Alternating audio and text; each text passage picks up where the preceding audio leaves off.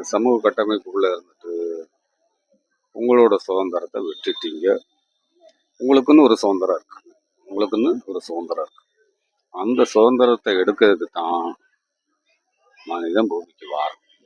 அந்த சுதந்திரத்துக்கு பேரு சத்தியம்.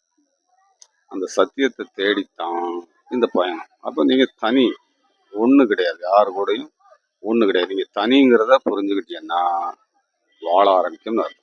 அதுக்காக எதையும் விட்டுட்டு ஓடணும்னு இல்லை. குடும்பத்தை விட்டுட்டு ஓடணும், பொண்டாட்டி விட்டு ஓடணும், சாமியார் ஆயிடணும், மாலையை போட்டுக்கணும், வேட்டியை மாற்றிக்கிடணும் அப்படிங்கிறது இல்லை.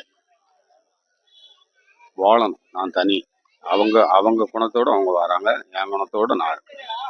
நான் கறந்து கொண்டு என் சந்தோஷத்தை இழக்கவே கூடாது. என் சந்தோஷத்தை நான் இழக்கிறதுக்கு நாங்கள் வரவே இல்லை.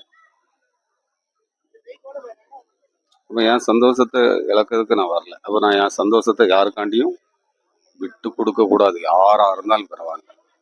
அப்பந்தான் நீங்க வாழுதின்னு அர்த்தம். இல்லைன்னா வாழலை. இப்போ வாழ்க்கை படம் யார்கிட்ட இருக்குன்னா ஞானிகிட்ட இருக்கும்.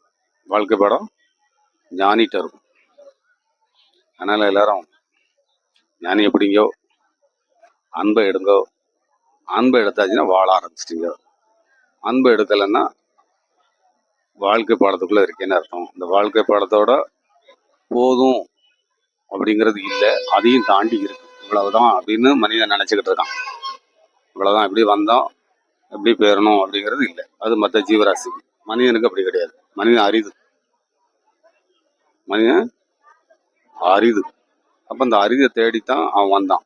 அந்த அரிதை தேடினோம்னா அன்பை எடுத்துடலாம். அன்பை எடுக்கும்போது வாழ ஆரம்பிச்சிருக்கும். நன்றி. என்றும் அன்புடன்.